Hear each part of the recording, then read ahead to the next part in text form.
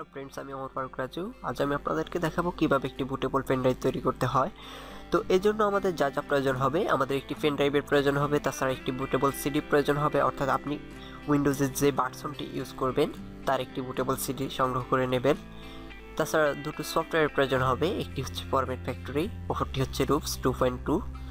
তো আমরা প্রথমেই ফরম্যাট ফ্যাক্টরি সফটওয়্যারটি ব্যবহার করে একটি আইএসও ফাইল তৈরি করব।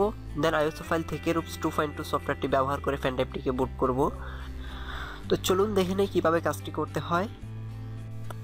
আইএসও ফাইল তৈরি করার জন্য প্রথমেই বুটেবল সিডিটিকে ডিভিডি রোমের মধ্যে ইনসার্ট করে নিতে হবে। আমি আমার বুটেবল সিডিটিকে ডিভিডি রোমে ইনসার্ট করে নিয়েছি। দেন আমাদের যে কাজটি করতে হবে, আমাদের ফরম্যাট ফ্যাক্টরি সফটওয়্যারটিকে ওপেন করতে হবে। সফটওয়্যারটি ওপেন হওয়ার পর এরকম একটি ইন্টারফেস দেখতে পাবেন।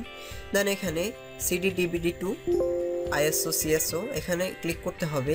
তো এখানে ক্লিক করার পর এরকম একটি ইন্টারফেস ওপেন হবে। তো আমরা রিফ্রেশ করে নিচ্ছি। দেন কনভার্টে ক্লিক করতে হবে, ক্লিক টু স্টার্ট এই বাটনটিতে ক্লিক করতে হবে। তো আমাদের আইএসও ফাইল তৈরির প্রক্রিয়া শুরু হয়েছে। তো আমরা যখন এখানে 100% দেখতে পাবো, তো তখনই আমাদের আইএসও ফাইলটি সম্পূর্ণভাবে তৈরি হয়ে যাবে। তো আমরা কিছুক্ষণ অপেক্ষা করি। আমরা দেখতে পাচ্ছি আমাদের ফাইলটি এখনও কনভার্ট হচ্ছে। তো আমাদেরকে আরও কিছু সময় অপেক্ষা করতে হবে।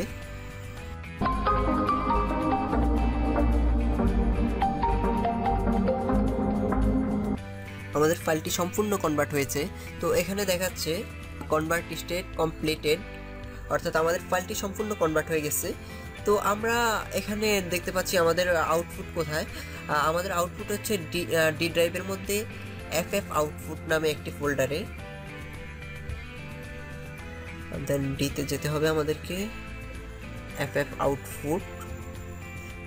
দেন আমরা যদি ফাইলটি সিলেক্ট করে রাইট বাটন ক্লিক করে প্রপার্টিসে ক্লিক করি, তো দেখতে পাচ্ছেন আমাদের এখানে একটি আইএসও ফাইল তৈরি হয়ে গেছে। দেখুন টাইপ অফ ফাইল, এখানে আইএসও।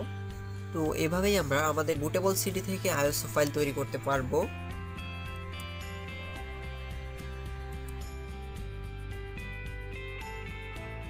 এখন আমরা দেখব কিভাবে রুপস 2.2 সফটওয়্যারটি ব্যবহার করে পেন ড্রাইভ বুট করতে হয়। এই কাজটি করার জন্য প্রথমেই আপনার পেন ড্রাইভটিকে কম্পিউটারের সাথে ইনসার্ট করে নিতে হবে।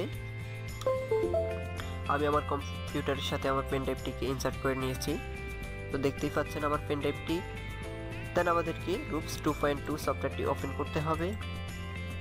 তো এই সফটওয়্যারটি কোনো ইনস্টল করতে হবে না, জাস্ট সফটওয়্যারের উপর ডাবল ক্লিক করলে সফটওয়্যারটি ওপেন হবে।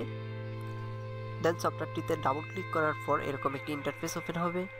এখান থেকে click to select an image এই বাটনটিতে ক্লিক করুন।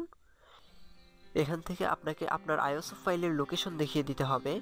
আমি আমার আইএসও ফাইলের লোকেশনটি দেখিয়ে দিচ্ছি।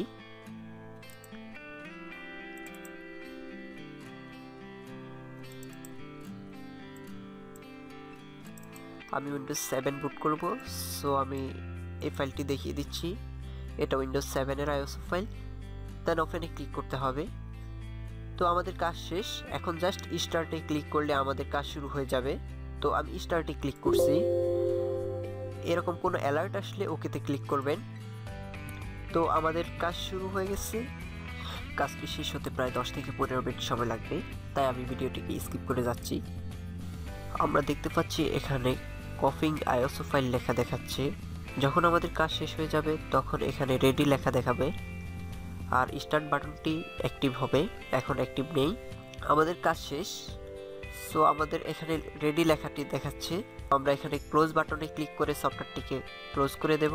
দিস পিসিতে ক্লিক করি, তাহলে দেখতে পাচ্ছি আমরা এখানে দেখতে পাচ্ছি আমাদের পেন ড্রাইভটির নাম চেঞ্জ হয়ে গেছে, কারণ আমাদের পেন ড্রাইভটি বুট হয়েছে। আমরা যদি পেন ড্রাইভটিকে খুলে পুনরায় ইনসার্ট করি তাহলে দেখতে পাবো আমাদের একটি বুটেবল পেন ড্রাইভ দেখাচ্ছে। তো আমি আমার পেন ড্রাইভটিকে খুলে দিচ্ছি।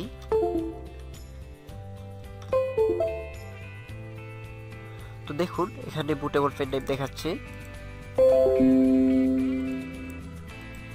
তো এভাবেই খুব সহজে আমরা একটি বুটেবল পেন ড্রাইভ তৈরি করতে পারবো। যদি ভিডিওটি ভালো লেগে থাকে তাহলে লাইক দেবেন, কমেন্টে জানাবেন আপনার কেমন লাগলো, আর বন্ধুদের সাথে শেয়ার করবেন এবং আমার চ্যানেলটিকে সাবস্ক্রাইব করবেন।